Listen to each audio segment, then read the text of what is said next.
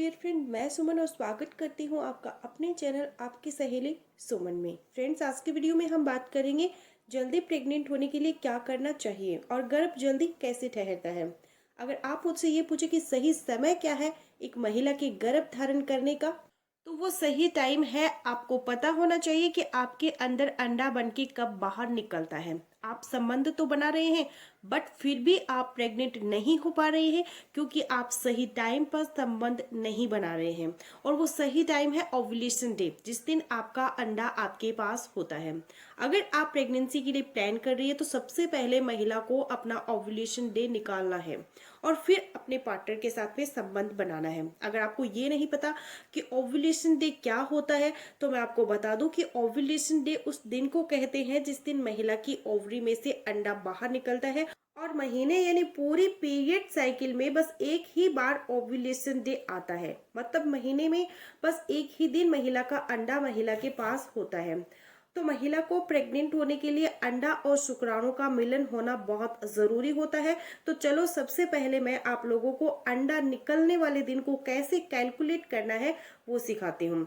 तो ovulation day calculate करते time एक महिला को अपनी पीरियड साइकिल के बारे में अच्छी तरह से पता होना चाहिए, मतलब उसको ये पता होना चाहिए कि उसको पीरियड कितने दिनों में आता है।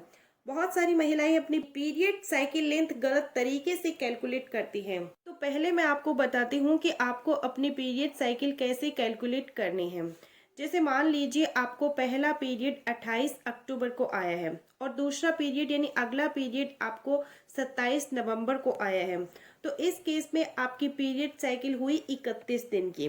28 अक्टूबर की जो डेट है जिस दिन आपका पीरियड आया है उस दिन को डे 1 काउंट करना है और दूसरा पीरियड 27 नवंबर को शुरू हुआ है तो 27 नवंबर की डेट को काउंट करने के बाद आपकी पीरियड साइकिल लेंथ हुई 31 दिन की। एक और एग्जांपल से आपको बताती हूँ। जैसे मान लीजिए आपकी पीरियड डेट है वो 17 अक्टूबर को है, आपको जो फर्स्ट पीरियड आया है वो 17 अक्टूबर को आया है और दूसरा पीरियड है वो 14 नवंबर को आया है।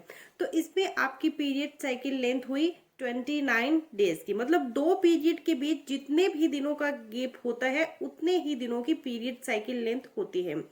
तो जिस तारीख को आपका पीरियड शुरू होता है उस दिन से आपको अपनी साइकिल कैलकुलेट करनी है। यही पीरियड साइकिल कैलकुलेट करने का सही तरीका है। पीरियड साइकिल कैलकुलेट करने के बाद अब हम ओव्यूलेशन डे के बारे में सीखते हैं। तो अगर आपकी पीरियड साइकिल लेंथ 31 दिन की है तो आपका ओव्यूलेशन डे 31 में से 14 माइनस करने पर आएगा 17वें दिन को, यानी पीरियड शुरू होने के बाद 17वें दिन पर आपका ओव्यूलेशन होगा।